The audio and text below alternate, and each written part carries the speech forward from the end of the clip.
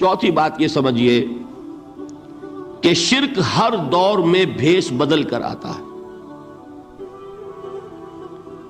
یہ ضروری نہیں ہے کہ شرک کی جو قسمیں آج سے 200 برس پہلے تھی صرف وہی آج بھی رہے. ہو سکتا ہے کہ بالکل نئی شکلیں اس شرک نے اختیار کر لی. اس سے کیا نتیجہ نکلا کہ اگر اجتہادی بصیرت نہیں ہوگی تو ہو سکتا ہے کہ ایک شخص جو ہمارے سابق علماء نے لکھ دیا کہ یہ چیز شرک، یہ چیز شرک، یہ چیز شرک، یہ چیز شرک، آج سے 500 برس پہلے کا انسان بڑے سے بڑا عالم دین اپنے زمانے کے شرک کو پہچان کر تو لکھ سکتا ہے. اس سے تو آپ بچ رہے ہیں. امام ابن تیمیہ نے اس کو شرک قرار دیا، اس کو شرک قرار دیا، اس کو شرک قرار دیا. کوئی شخص ہے جو اس سے تو بچ گیا. امام صاحب کی دی ہوئی بصیرت سے اس نے ان جو اقسام ہے شرک کی ان کو پہچان لیا. لیکن یہ عین ممکن ہے کہ آج کے شرک کو وہ نہ پہچان رہا ہو. اپنی جگہ وہ سمجھ رہا ہو اپنے آپ کو بہت بڑا موحد، جبکہ اس دور کا جو شرک ہے اس میں ملوث ہو. اس کو میں نے کہا ہے کہ اس شرک کے بارے میں بڑی اجتہادی بصیرت کی ضرورت ہے.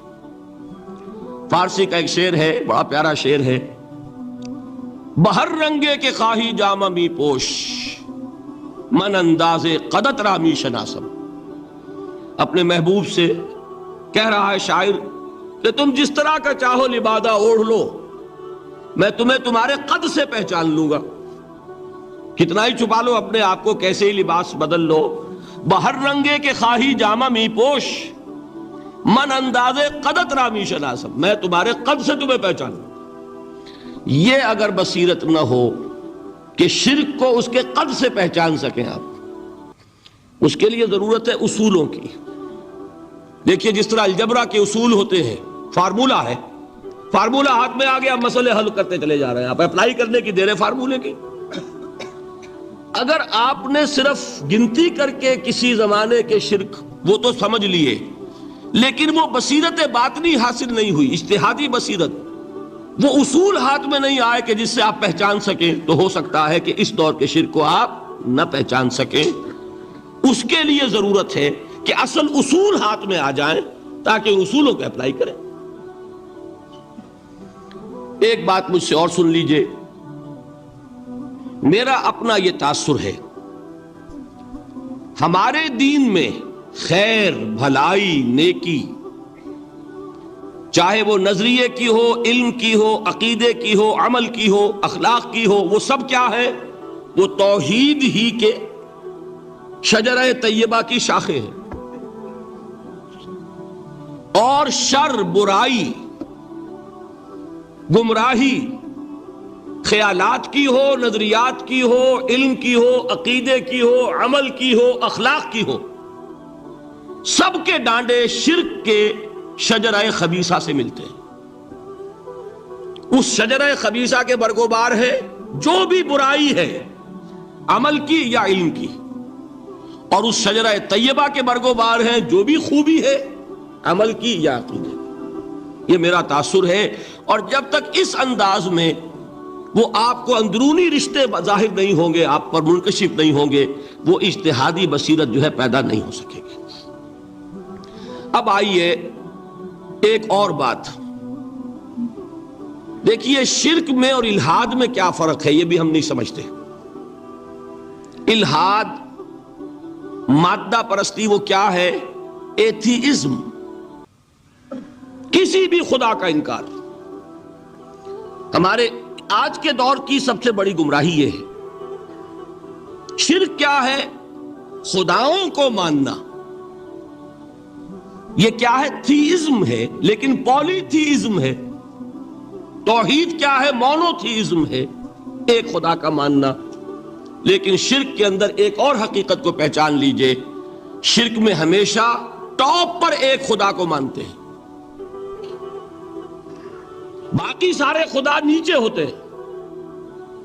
اوپر جا کر وہ توحید ہوگی ہمیشہ. کوئی مشرکانہ نظام ایسا نہیں ہے جو ٹاپ پر جا کر توحید نہ بن جائے.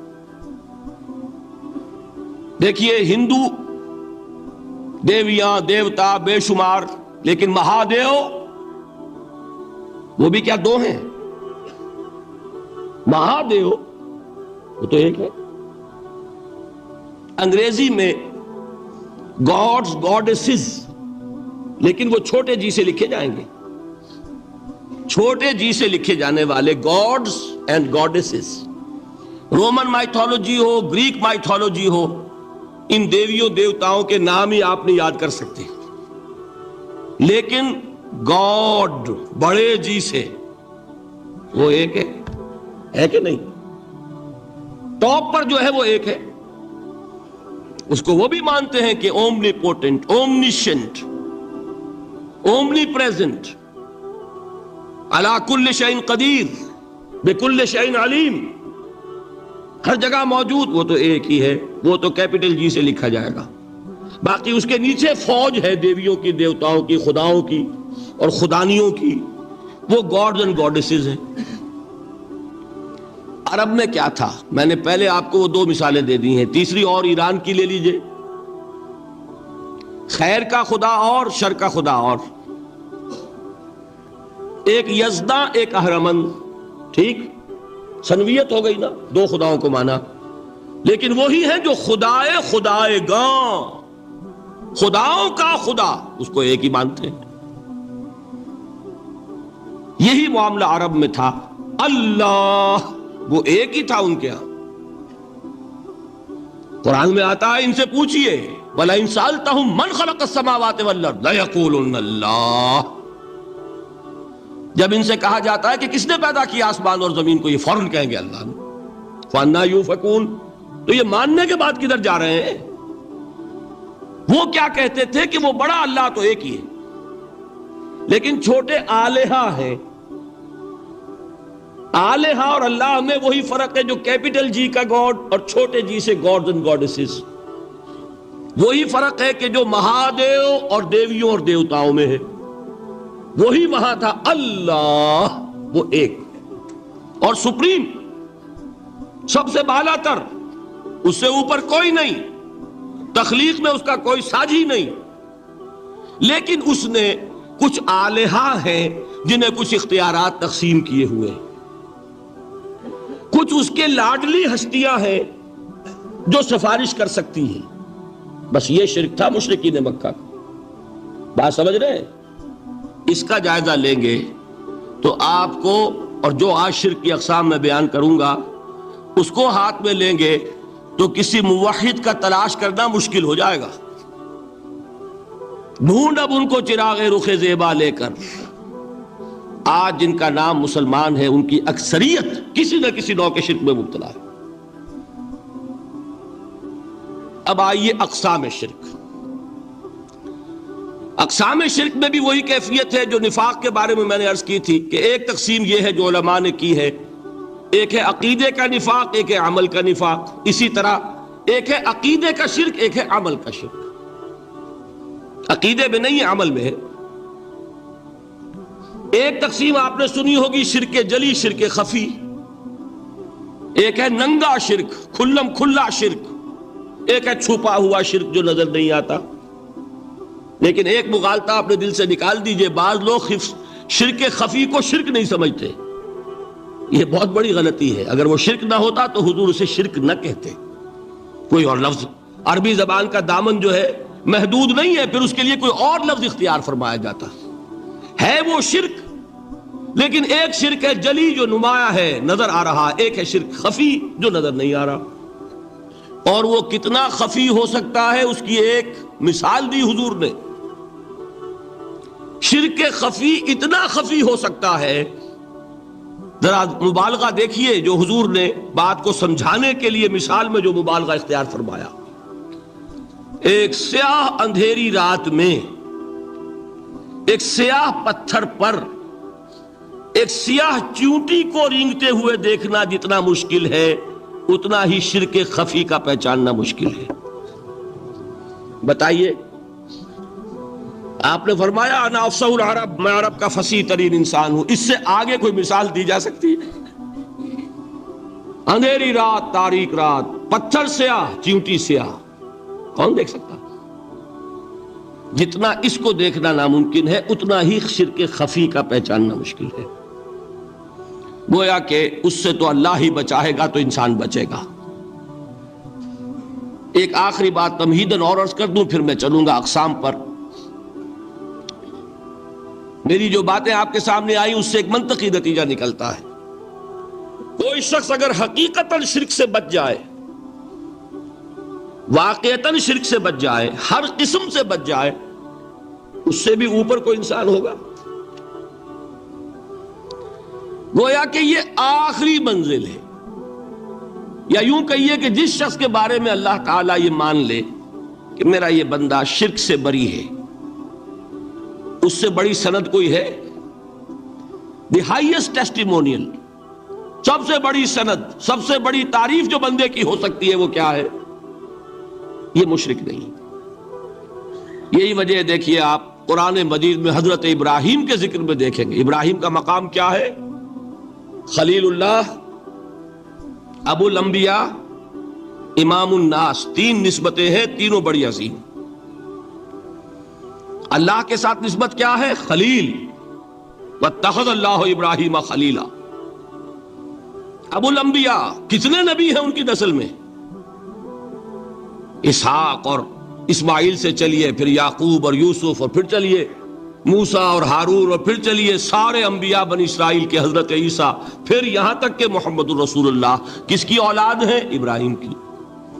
ابو الانبیاء. اور نمبر 3، انی جاعلک للناس اماما، امام الناس. اور قرآن میں جو سب سے بڑی سند انہیں دی جاتی ہے وہ کیا؟ وما کان من المشرکین. تو ابراہیم مشرکین میں سے نہیں تھے. معلوم ہوا کہ یہ سب سے بڑی سند ہے، سب سے بڑا سرٹیفکیٹ ہے، سب سے بڑا ٹیسٹیمونیل ہے جو اللہ کی طرف سے کسی کو مل جائے. میں جو اقسام شرک بیان کرنا چاہتا ہوں تو میری تقسیم ذرا مختلف ہے. اب وہ ذرا اپنے ذہن میں وہ نقشہ بنا لیجئے، آپ بنایا کرتے ہیں ایک، اس کو پھر 3 میں تقسیم کیجئے.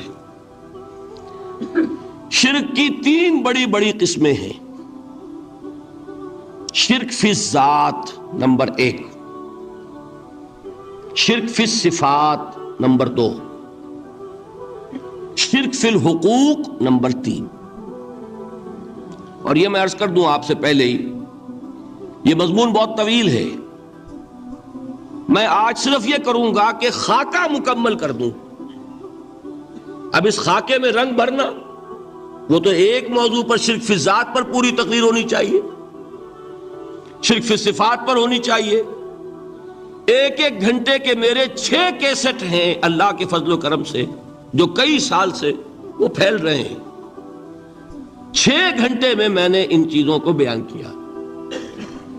وہ موجود ہوں گے، لیکن آج وہ خاکہ ذہن میں بنا لیجئے، اور کچھ آپ کو الجبرے کے فارمولے ہاتھ میں آ جائیں تاکہ خود آپ میں صلاحیت پیدا ہو جائے پرکھنے کی کہ اس فارمولے کو اپلائی کر کے دیکھ لیں یہ شرک ہے یا نہیں. یہ 2 کام تو میں انشاءاللہ آج کر دوں گا، آپ مطمئن رہے. باقی یہ کہ تفصیل، وہ تو ہر سلسلے میں تفصیل پھر بہت ہوگی. وہ شوق ہو تو وہ کیسٹس آپ سنیے. تو 3 تقسیمیں ہو گئی. شرک فی الذات، اللہ کی ذات میں کسی کو شریک کر دینا،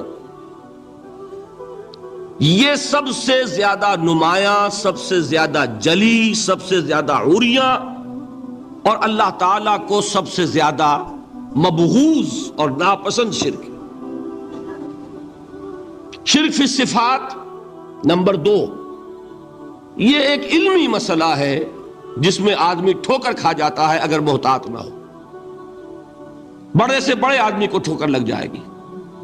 اس کا میں فارمولہ صرف آپ کو دوں گا، وہ ذہن میں رکھ لیجئے، پھر جہاں چاہیں اپلائی کیجئے، انشاءاللہ تعالی آپ کو ٹھوکر نہیں لگے گی. شرک فی الحقوق، اسی کا دوسرا نام شرک فی العبادت ہے. اللہ کا حق کیا ہے بندے پر؟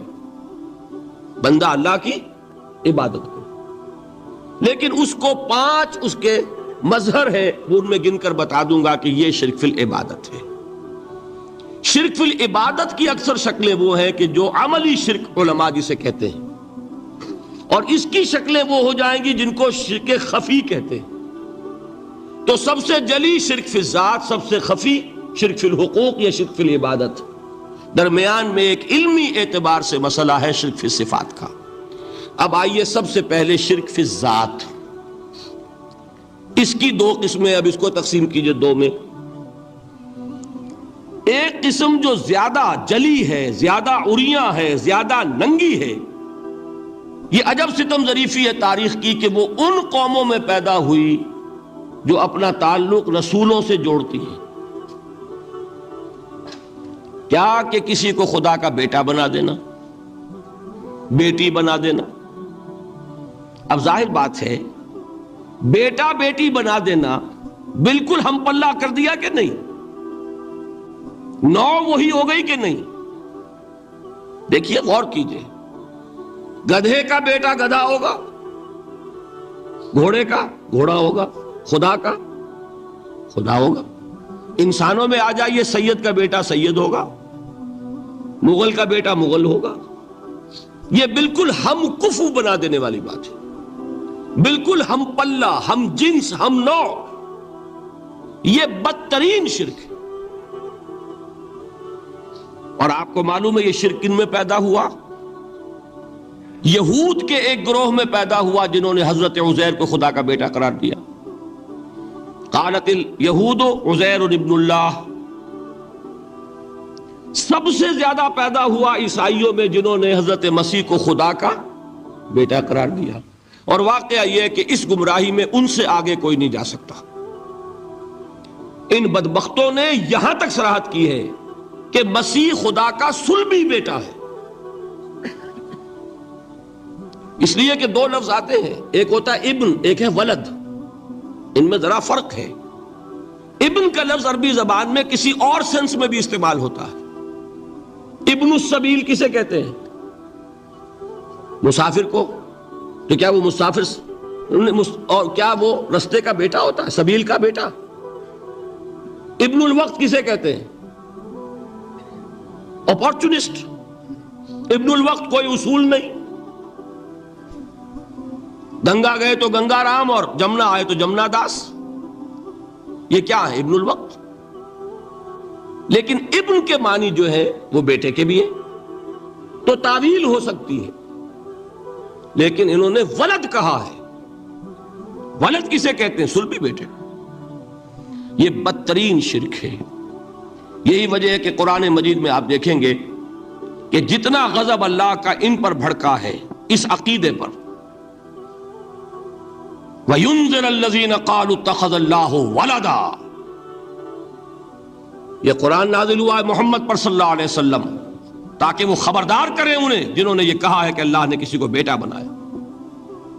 یہ سورہ کہف میں ہے، اور اگلی سورت سورہ مریم میں تو ایسا غضب اللہ کا ظاہر ہوتا ہے، وَقَالُوا اتَّخَذَ الرَّحْمَنُ وَلَدًا لَقَدْ جِئْتُمْ شَيْئًا إِدًّا تَكَادُ السَّمَاوَاتُ يَتَفَطَّرْنَ مِنْهُ وَتَنشَقُّ الْأَرْضُ وَتَخِرُّ الْجِبَالُ هَدًّا أَن دَعَوْا لِلرَّحْمَنِ وَلَدًا وَمَا يَنبَغِي لِلرَّحْمَنِ أَن يَتَّخِذَ وَلَدًا۔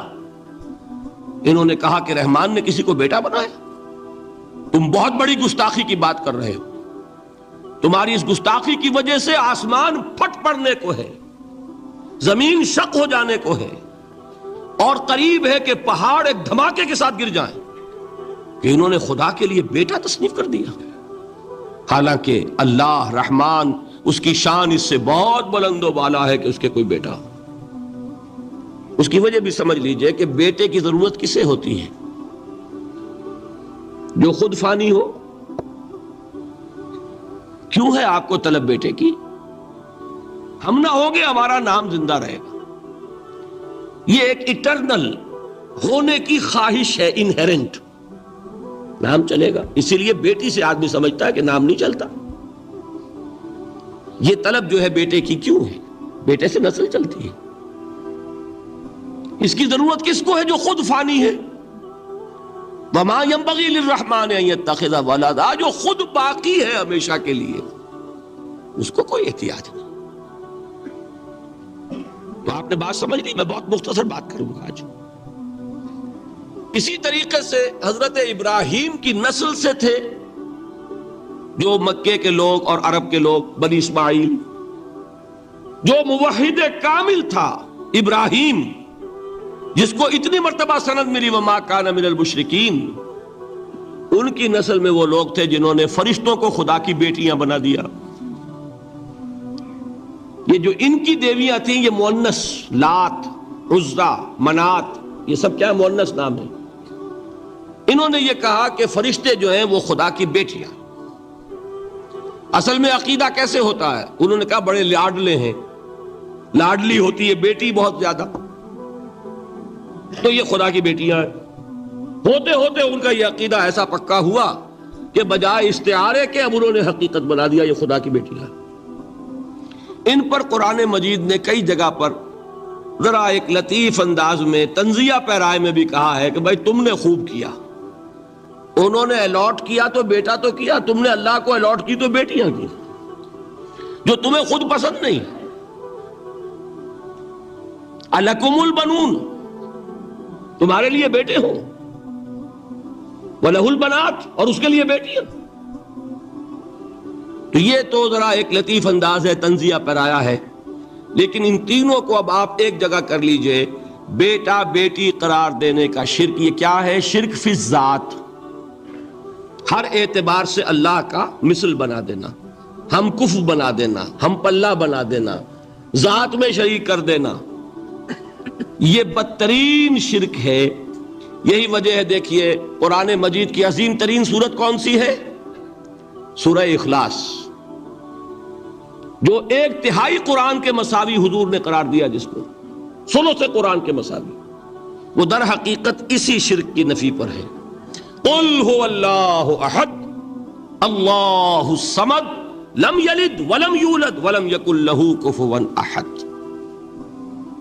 یہی آیا اس میں سورہ بنی اسرائیل کی آیت آخری میں نے سنائی تھی، وَقُلِ الْحَمْدُ لِلَّهِ الَّذِي لَمْ يَتَّخِذْ وَلَدًا، کہو کہ کل شکر اور کل تعریف اس اللہ کے لیے جس نے کسی کو اپنا بیٹا بیٹی نہیں بنایا۔ ولد دونوں پر جاتا ہے، اولاد جیسے آپ کہتے ہیں، اولاد بیٹا بیٹی شریک ہوتے ہیں، نہ اس کا کوئی بیٹا نہ اس کی کوئی بیٹی، نہ وہ جنا گیا نہ اس نے کوئی جنا۔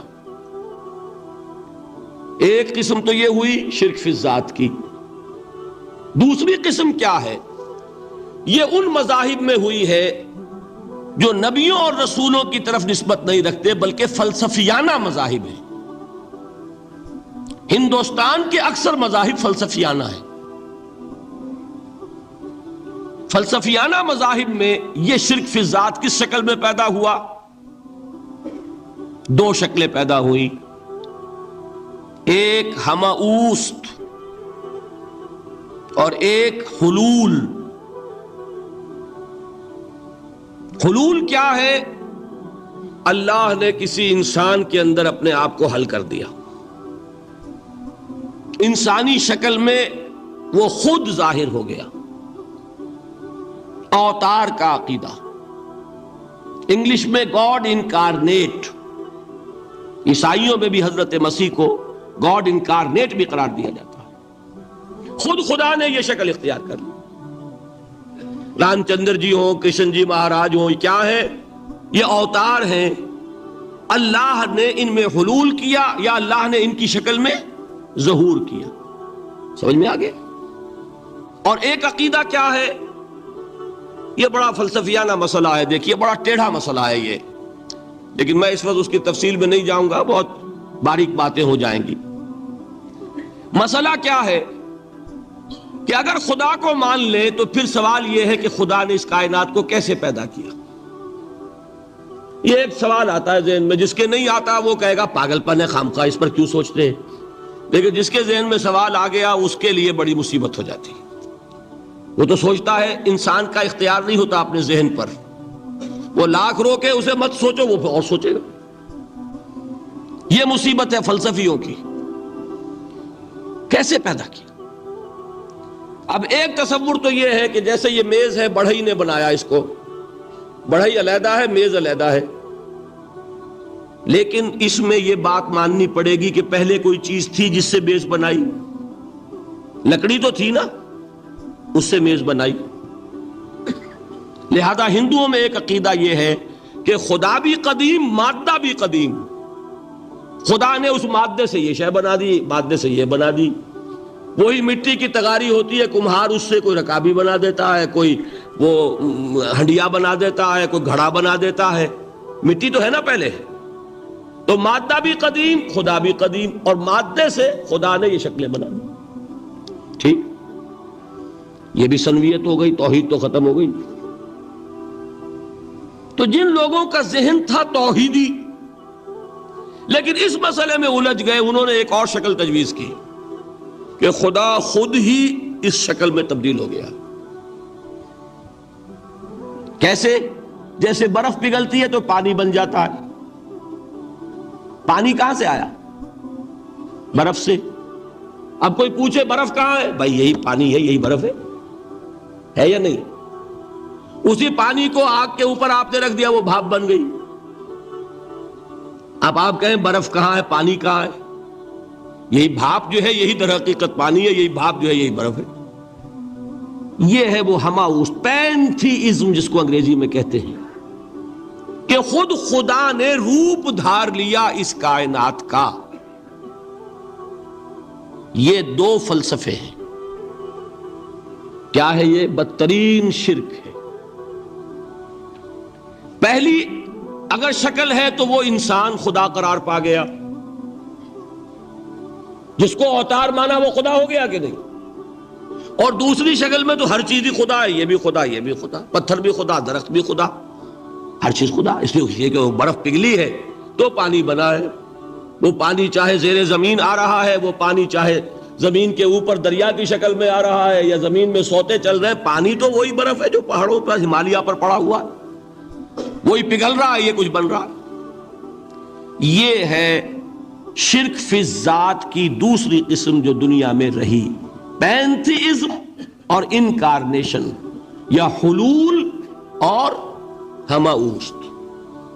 سمجھ میں آگے؟ اب میں ایک بات آپ سے عرض کروں گا. اللہ کا اس امت پر بہت بڑا فضل ہے جس کا آپ کو شکر ادا کرنا چاہیے. اس نوع کے شرک سے یہ امت 15ویں صدی شروع ہو جانے کے باوجود تاحال بحیثیت مجموعی محفوظ ہے.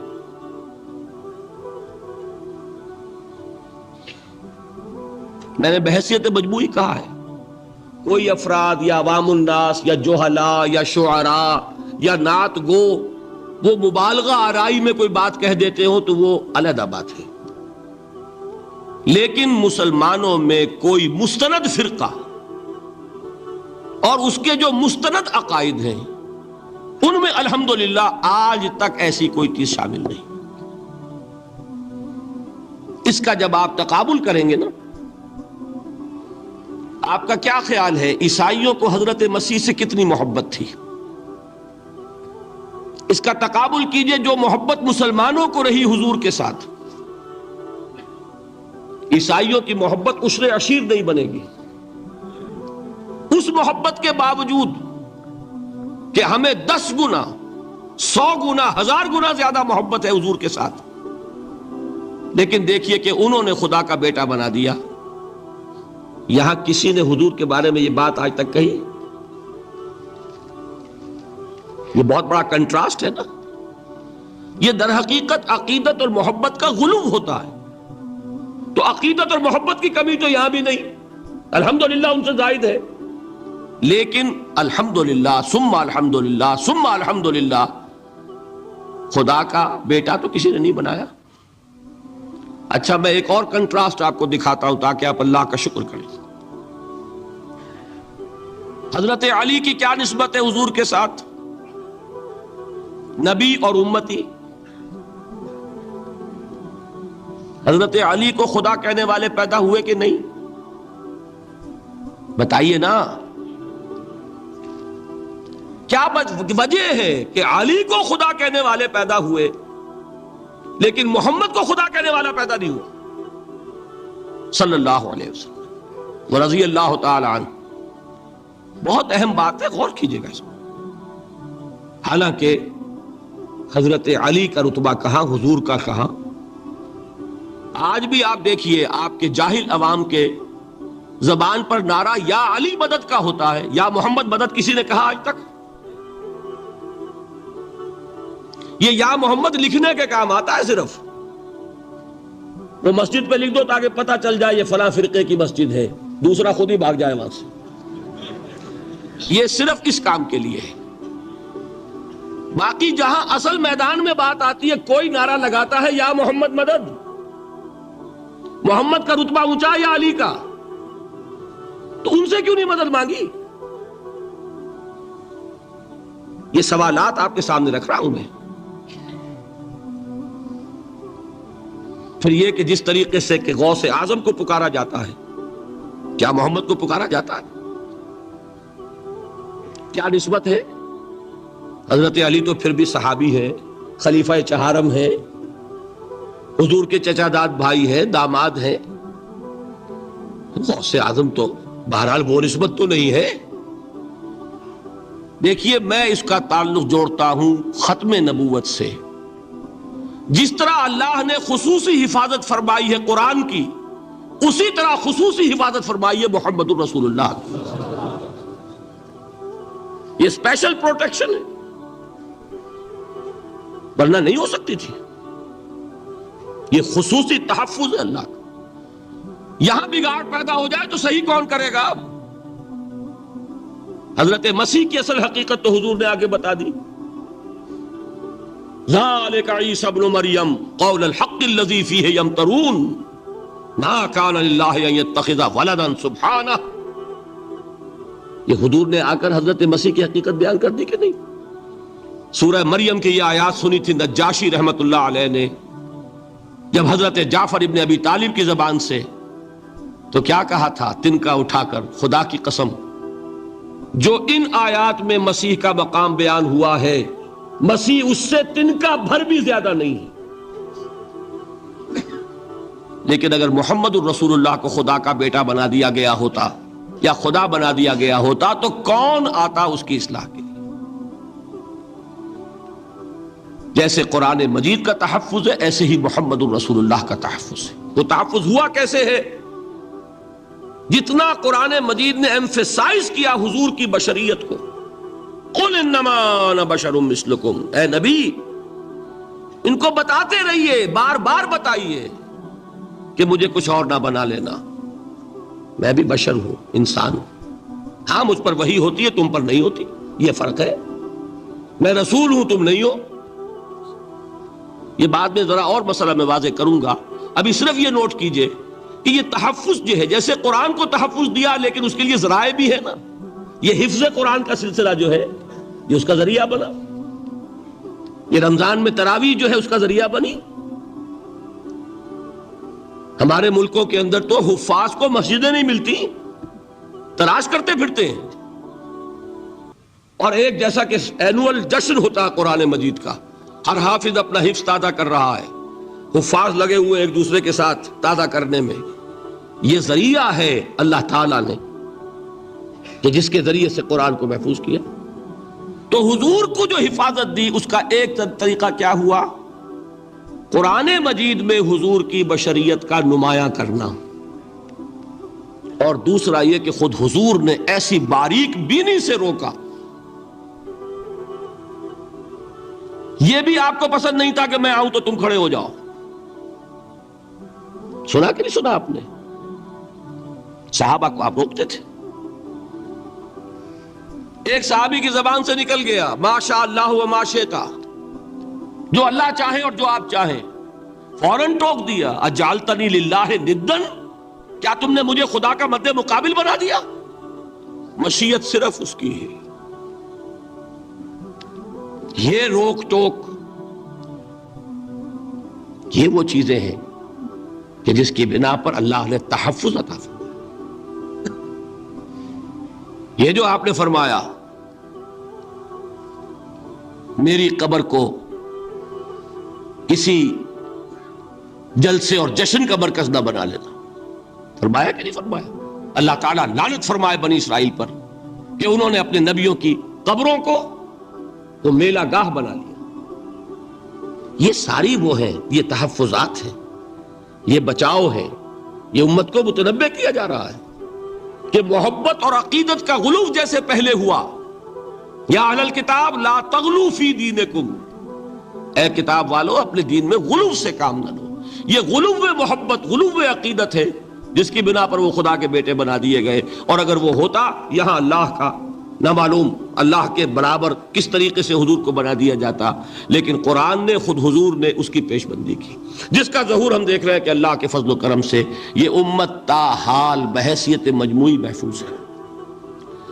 البتہ دیکھیے شاعروں کی باتیں اور ہوتی ہیں، اور عوام کی اور واعظوں کی اور نعت گوؤں کی باتیں جو ہے وہ اور ہیں. میں جس چیز کی نفی کر رہا ہوں وہ علماء کی بات ہے. شاعروں کا تو قرآن مجید کے اندر خود ہی بھاڑا پھوڑ دیا اللہ نے. وَالشُّعَرَاءُ يَتَّبِعُهُمُ الْغَاوُونَ أَلَمْ تَرَ أَنَّهُمْ فِي كُلِّ وَادٍ يَهِيمُونَ إِنَّهُمْ يَقُولُونَ مَا لَا يَفْعَلُونَ. مبالغہ نہ کریں تو شعر میں رنگ ہی پیدا نہیں ہوتا. پھر شعر کائے کو کہنا ہے نثر کہو بھائی. مبالغے سے اس میں ایک تاثیر پیدا ہوتی. وہ مبالغے ہمارے شاعروں نے ہمارے نعت گوؤں نے کیے ہیں، اور اس میں اللہ تعالیٰ انہیں معاف کرے بالکل اوتار کر الفاظ بھی استعمال کر دیے. وہی جو مستوی عرش تھا خدا ہو کر اتر پڑا وہ مدینے میں مصطفیٰ ہو کر. بتائیے رام چندر جی کے بارے میں جو عقیدہ ہے، اب کیا فرق رہ گیا؟ بال برابر فرق ہے یہاں کوئی؟ اور نکتے پیدا کرتے ہیں. مدینے کی مسجد میں منبر کے اوپر بغیر عین کا ایک عرب ہم نے دیکھا. کیا سمجھ میں آیا؟ عرب میں سے عین نکالا کیا بنا؟ یہ نکتہ آفرینی ہے. اسی طریقے سے ہماری شاعری میں کچھ ہماؤست کا رنگ بھی پیدا ہو گیا. خود کوزاؤ خود کوزا کرو خود گلے کوزا، خود رند سبو کش، خود برسر آکوزا خریدار بے آمد بشکست و رواں شد. وہ خود ہی کوزا ہے، خود ہی مٹی ہے جس سے کوزا بنا ہے، خود ہی کوزے کا بنانے والا ہے. سمجھ رہے؟ الفاظ تو بڑے پیارے ہیں، بڑے مزیدار ہیں، آدمی ایک دفعہ وجد میں آ جاتا ہے. لیکن ہے کیا وہی ہے نا کہ وہی جو برف تھا پگھل کر پانی بن گیا. خود کوزاؤ خود کوزا کرو خود گلے کوزا خود رندے سبو کش. خود ہی اس کوزے میں شراب ڈال کے پیتا بھی ہے، خود ہی مٹی ہے، خود ہی وہ بنانے والا ہے، خود ہی کوزا ہے، خود ہی اس میں شراب ڈال کے پیتا بھی، اور خود ہی اس کوزے کو توڑ کر اپنا راستہ بھی لیتا ہے. اب آپ اس پر سر دنیے اور جو چاہے کریں، لیکن یہ کہ اس کا ڈانڈے مل گئے کہ نہیں اسی ہماؤس سے. لیکن یہ کسی مفتی کی بات ہے کیا، یا کسی ائمہ دین میں سے کسی کا قول ہے؟ بھائی شاعروں کی باتیں سن لیا کریں. اللہ اللہ خیر صلی اللہ. ان چیزوں کا بہت زیادہ سختی کے ساتھ نوٹس بھی لینے کا کوئی فائدہ نہیں ہوتا. بات وہ ہونی چاہیے کہ جو علماء کہہ رہے ہوں، مستند عقائد ہوں، جو ان کی کتابوں میں درج ہوں، ان سے بات ہونی چاہیے. تو یہ چیزیں، یہ گمراہیاں آئی ہیں، لیکن الحمدللہ ثم الحمدللہ کہ یہ عوام میں ہے، جہلاء میں ہے، شعراء میں ہے، نعت گو میں ہے. یہ کسی بھی مستند دینی فرقے کے مستند علماء میں ہم کے ہاں موجود نہیں. البتہ ایک مسئلہ جو ہے نور اور بشر کا، وہ ذرا تھوڑا سا میں حل کر دوں. آج آپ سمجھتے ہوں گے لا ینحل ہے.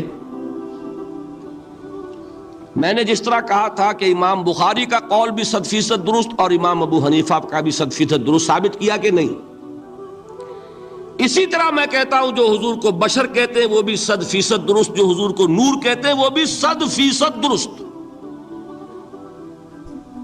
مطلب کیا ہے؟ دیکھیے ہر انسان کے وجود کے دو حصے ہیں. میں نے پہلے دن شاید کچھ بیان کیا تھا. ایک خاکی وجود، اور اینیمل بینگ جو حیوان ہے ہمارا. ایک وہ روح ربانی جو اس میں پھونکی گئی. آدم میں جب وہ روح پھونکی گئی تب وہ مسجود ملائک بنے. فَإِذَا سَوَّيْتُهُ وَنَفَخْتُ فِيهِ مِن رُوحِي فَقَعُوا لَهُ سَاجِدِينَ. دو جگہ آئے تھے قرآن مجید میں ایک شوشے کے فرق کے بغیر. سورہ حجر اور سورہ صاد، جب میں اس کو پوری طرح تیار کر لوں اور اس میں اپنی روح میں سے پھونک دوں تو گر پڑنا اس کے سامنے سجدے میں۔ ہمارا جو خاکی وجود ہے وہ ظلمانی ہے، اور جو ہمارا روحانی وجود ہے وہ نورانی ہے۔ اس کی نسبت کس سے ہے؟ اللہ سے۔ بات سمجھ میں آئی؟ لیکن ہم نے اپنے اس نورانی وجود کو اپنے خاکی ظلمانی وجود میں دفن کیا ہوا ہے، اور محمد الرسول اللہ صلی اللہ علیہ وسلم کا وہ نورانی وجود آپ کے اس خاکی وجود پر اس درجے غالب تھا کہ وہ خاکی وجود معدوم کے درجے میں ہے، لیکن وہ حضور صلی اللہ علیہ وسلم پر اثر انداز نہیں ہو سکتا۔ وہی خاکی وجود ہے جسے ہم نفس کہتے ہیں، نفس غلبہ کر سکتا ہے محمد پر صلی اللہ علیہ وسلم۔ حضور کی شخصیت کی نورانیت نے آپ کی شخصیت کے خاکی وجود کا احاطہ کیا ہوا، ہماری شخصیت کی ظلمانیت نے ہماری اس نورانیت کو گل کیا ہوا، دفن کیا ہوا ہے، چھپایا ہوا ہے۔ بس یہ فرق ہے۔ انہیں آپ کہہ لیں نور، صحیح ہے، ان کی نورانیت غالب ہے۔ یہی بات ہے جو حضور نے اس طرح سمجھائی۔ دیکھو ہر انسان کے ساتھ ایک شیطان ہوتا ہے۔ اب کسی صحابی نے بڑی جرت سے کام لیا، پوچھ لیا حضور کہ آپ کے ساتھ بھی ہے؟ ہر انسان کے ساتھ جو کہا نا، تو انسان تو ہے آپ بھی، جو کہ آپ کے ساتھ بھی ہے۔ آپ نے فرمایا ہے، لیکن میں نے اسے مسلمان کر رکھا۔ بات ختم ہو گئی۔ نفی نہیں ہے، وہ میرے تابع ہے، میرا مطیع ہے، مجھے گدن نہیں پہنچا سکتا، ہے تو صحیح، لیکن نہ ہونے کے درجے میں آ گیا کہ نہیں؟ یہ ہے فرق سارا۔ اور میں یہاں پہ کوٹ کرنا چاہتا ہوں ایک بہت بڑے بریلوی مکتب فکر کے عالم دین، صاحبزادہ، نام میرے ذہن سے ایک دم اتر گیا، فیض الحسن، اللہ تعالیٰ ان کی خطاؤں سے درگزر فرمائے، ان کی مغفرت فرمائے۔ آپ نے سنا ہوگا نا نام۔ انہوں نے ایک روز تقریر کی جو میں نے سنی، اور تقریر کہاں کی؟ ساہیوال میں۔ وہاں کا ایک بہت مشہور چوک ہے، مہاجرین، مسجد مہاجرین کہلاتی ہے، وہاں تقریر تھی ان کی، میں نے سنی۔ ان کے الفاظ یہ تھے کہ کیا آپ لوگ ہمیں جاہل سمجھتے ہیں؟ کیا ہمیں عربی نہیں آتی؟ کیا ہم نے قرآن نہیں پڑھا جس میں بار بار یہ لکھا ہوا ہے کہ حضور بشر ہیں؟ حضور بشر ہیں، لیکن اصل میں ہم حضور کی بشریت کو نمایاں کرنے کو سوء ادب سمجھتے ہیں۔ بات سمجھیے آپ نے، اس قدر پیاری بات ہے۔ انہوں نے کہا کہ آپ کے باپ کا نام کیا ہے؟ عبد الرحمن۔ آپ عبد الرحمن کہہ کے پکارتے ہیں انہیں؟ ابا جان۔ ابھی آپ نے وہ آیات سنی، حضرت ابراہیم نے اپنے مشرک باپ کو یا ابت ہے، یا ابت ہے، بڑا پیارا ترجمہ کیا، ابا جان، ابا جان۔ کیا نام لیں گے؟ آپ کے باپ کا نام ہے، نام نہیں لیتے آپ، کیوں؟ ادب کی وجہ سے۔ اسی وجہ سے ہم در حقیقت حضور کی بشریت کو نمایاں کرنے کو سوء ادب سمجھتے ہیں، ورنہ کوئی ہم جاہل ہیں، ہمیں عربی نہیں آتی، ہم نے قرآن نہیں پڑھا، ہم جانتے ہیں کہ وہ بشر۔ بات سمجھ میں آئی؟ کتنی آسانی سے مسئلہ حل ہوتا، بشرطے کہ نیت حل کرنے کی ہو۔ آخر آمنہ کے بیٹے ہیں، عبداللہ کے بیٹے ہیں، عبد المطلب کے پوتے ہیں، بچپن آپ پر گزرا ہے، لڑکپن آپ پر گزرا ہے، نوجوانی آپ پر آئی ہے، جوانی آپ پر آئی ہے، شادی آپ نے کی ہے، اولاد آپ کی ہے۔ کون بے وقوف احمق ہوگا کہ جو آپ کی بشریت کا انکار کرے گا؟ لیکن یہ کہ جس طریقے سے اس کو بیان کیا جاتا ہے وہ ایک مسئلہ بن گیا اختلافی، وہ رد و قضا اور کھینچ تان۔ اور اس میں بھی سمجھ لیجئے مثلکم پر جو ایمفیسس بعض حضرات دے دیتے ہیں اپنے توحیدی جو ان کے اندر ایک مزاج ہے، اللہ تعالیٰ ان کے مزاج کو اور پختہ کرے، لیکن اس میں بھی مبالغہ کیا جاتا ہے۔ ایک حدیث مجھ سے سنیے جس میں حضور نے مثل کا انکار کیا۔ مثلکم کا مطلب اگر کسی نے یہ سمجھا کہ بالکل ہم جیسے ہیں تو بہت بڑی مغالطے میں۔ حضور صوم وصال سے منع فرماتے تھے، خود رکھتے تھے۔ صوم وصال کیا ہے؟ آج روزہ رکھا، شام کو افطار نہیں کیا، وہی روزہ رات بھر چل رہا ہے، اگلے دن بھی چل رہا ہے، شام تک کو جا کے پھر کھولا تو 2 دن کا صوم وصال ہو گیا۔ اگلے دن بھی نہیں کھولا، چلا تو 72 گھنٹے کا صوم وصال ہو گیا۔ یہ کیا ہے؟ صوم وصال۔ خود رکھتے تھے اور صحابہ کو روکا۔ صحابہ میں سے کسی نے ہمت کر لی، حضور آپ خود رکھتے ہمیں روکتے۔ فرماتے ہیں ایکم مثلی، تم میں سے کون مجھ جیسا ہے؟ ابھی تو عند ربی، میں تو اپنے رب کے پاس رات گزارتا ہوں، ہوا یطعمنی ویسقین، وہ مجھے کھلاتا ہے پلاتا ہے۔ بتائیے کون ہے جو اس کا دعویٰ کرے گا؟ حضور کے خصائص ہیں۔ حضور خود فرماتے ہیں تم صرف سامنے سے دیکھتے ہو، میں پیچھے سے بھی دیکھتا ہوں۔ کہاں ہوا وہ مثلیت؟ اگر آپ نے بالکل اپنے جیسا سمجھ لیا تو بڑے مغالطے میں ہیں آپ۔ نبی کا مقام ہے، نبی کا رتبہ ہے، نبی کے خصائص ہیں۔ آپ سو گئے تو آپ کی نیند، آپ کی وضو ٹوٹ گئی اور نبی سو گیا تو کہاں گئی مثلیت؟ گئی مثل اس معنی میں کہ بشر ہیں، نسل آدم سے ہیں، اس میں کوئی شک نہیں، اس معنی میں مثل ٹھیک ہے، قل انما انا بشر مثلکم، لیکن ہر اعتبار سے تو نہیں۔ سب سے بڑا فرق یہی ہے کہ وہی آ رہی ہے، معراج پہ تشریف لے گئے ہیں، اس دنیا میں بیٹھے ہوئے بھی جنت کا مشاہدہ فرما لیتے ہیں، کرا دیا جاتا ہے، دوزخ کا مشاہدہ کرایا جاتا ہے، فرشتے کو دیکھ رہے ہیں۔ یہ چیزیں ہیں۔ اور پھر خصائص جیسا کہ میں نے عرض کیا کہ آپ پیچھے سے بھی دیکھتے ہیں۔ آپ کا معاملہ یہ ہے کہ آپ اگر سو جائیں تو آپ کا وضو نہیں ختم ہوگا۔ یہ ساری چیزیں جو ہے ان سب کو بیلنس کیجئے تو معلوم ہوگا کہ آپ بشر بھی ہیں 100% درست، لیکن آپ کی وہ نورانیت، آپ سراج منیر، ہدایت کا روشن چراغ، آپ کی جو روح انور ہے، وہ آپ کے اس جسدی وجود پر اس طریقے سے حاوی ہے کہ گویا کہ اس نے اس کی ظلمانیت کو ختم کر کے رکھ دیا۔ اس معنی میں کوئی کہے نور مجسم تو مجھے کوئی اعتراض نہیں۔ یہ ہے ان چیزوں کو جمع کرنے کی شکل، خواہ مخواہ کی کھینچ تان کے سوا کچھ نہیں۔ بہرحال یہ پہلا حصہ ختم ہوا، شرک فی الذات۔ اب آئیے شرک فی الصفات۔ میں نے عرض کیا تھا کہ یہ ایک بڑا علمی مسئلہ ہے اور اس میں ٹھوکر لگ جاتی ہے۔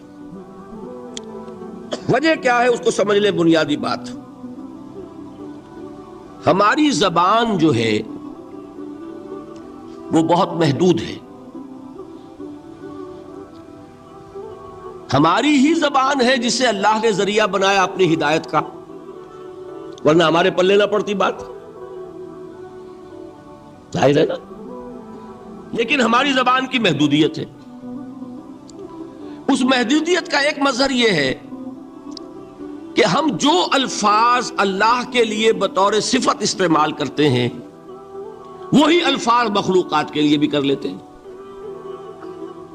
اللہ موجود، ہم بھی موجود۔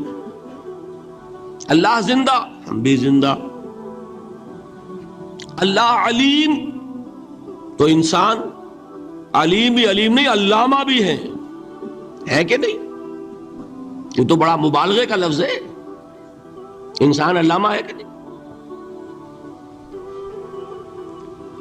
اللہ دیکھتا ہے، بصیر ہے، ہم بھی بصیر ہیں۔ اللہ سنتا ہے، سمیع ہے، ہم بھی سنتے ہیں۔ اللہ کو قدرت حاصل ہے، کچھ ہمیں بھی حاصل ہے۔ ایک مکہ مارا تھا حضرت موسیٰ نے، جان نکال دی تھی کہ نہیں؟ ہے نا کچھ نہ کچھ۔ اللہ چاہتا ہے، ہم بھی چاہتے ہیں۔ اسی دیکھیے چاہت میں وہ ہو گیا تھا جس پر روک دیا حضور نے، ما شاء اللہ وما شئت اجعلتنی للہ ندا، کیا تم نے مجھے اللہ کا مد مقابل بنا دیا؟ دھوکہ ان الفاظ کے اشتراک کی وجہ سے لگ جاتا ہے۔ بات سمجھ میں آئی؟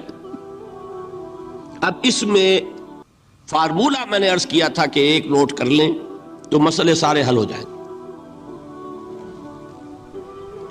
جب ہم کوئی لفظ بطور صفت اللہ کے لیے بولتے ہیں اور اسی لفظ کو مخلوق میں سے کسی کے لیے بولتے ہیں، مخلوق میں سب آ گئے، جمادات، حیوانات، انسان، اولیاء اللہ، فرشتے، انبیاء، رسول، سب مخلوق تو ہیں نا، تو کل مخلوقات کو جب ہم ایک لفظ بطور صفت استعمال کریں گے اللہ کے لیے اور اسی لفظ کو استعمال کریں گے بندوں کے لیے، تو ان میں 3 فرق ہیں جو ذہن میں رہنے چاہیے، گن کر یاد کیجئے۔ اللہ کی ذات قدیم ہے، ہمیشہ سے ہے، اسی طرح اس کی صفت بھی قدیم ہے، ہمیشہ سے ہے۔ مخلوقات حادث ہیں، ان کی صفات بھی حادث ہیں، حادث قدیم کے مقابلے میں کہ پہلے نہیں تھی پھر ہو گئی۔ ایک فرق، اللہ کی ذات از خود ہے، کسی اور نے تو اس کو وجود نہیں بخشا نا، اللہ کا وجود از خود ہے، ذاتی ہے۔ اسی طرح اس کی صفات ذاتی ہیں، کسی اور کی عطا کردہ نہیں ہے۔ مخلوق کوئی ہو کسے باشد، ان کا وجود ذاتی نہیں عطائی ہے، اللہ نے دیا تو وجود ملا۔ اسی طرح ان کی صفات عطائی ہیں، ذاتی نہیں۔ 2 فرق ہو گئے۔ اللہ کی ذات مطلق ہے، لا محدود، اسی طرح اس کی صفات مطلق ہیں، لا محدود۔ مخلوق کی ذات محدود کسے باشد، صفت بھی محدود۔ 3 فرق ہے، ذاتی عطائی، قدیم حادث، لا محدود محدود۔ 3 فرق ذہن میں رہیں تو جو صفت بھی آپ اب بولیں گے اس میں یہ تینوں باتیں ذہن میں رہیں۔ سمجھ میں آ گئی بات؟ اب اس کا اطلاق کیجئے تو یہ علم غیب کا مسئلہ حل ہو جائے گا۔ یہ بھی لا ینحل سمجھا جاتا ہے نا، علم کسی کا بھی ہو، انسان، فرشتہ، اولیاء، انبیاء، رسول، حضور صلی اللہ علیہ وسلم، کسی کا بھی حادث ہے، قدیم نہیں ہے، عطائی ہے، ذاتی نہیں ہے، محدود ہے، لا محدود نہیں ہے۔ 3 باتیں مان لیں، شرک نہیں ہوگا۔ ان میں سے ایک کو ساقط کر دیں، شرک ہو جائے۔ آئی بات سمجھ؟ اللہ کی قدرت ذاتی ہے، عطا کردہ نہیں۔ مخلوق میں جس کو قدرت حاصل ہے وہ عطائی ہے، ذاتی نہیں۔ اللہ کی قدرت لا محدود، یفعل ما یشاء فعال لما یرید علی کل شیء قدیر۔ ہم مخلوق کوئی بھی ہو اس کی قدرت محدود، اللہ کی قدرت جب سے وہ ہے ہمیشہ سے ہے، ہمیشہ سے قدرت بھی ہے، اور مخلوق میں سے قدرت یہ حادث ہے۔ تینوں چیزیں سامنے رہیں، شرک نہیں ہوگا۔ ایک چیز کی بھی کمی ہو گئی، شرک ہو جائے۔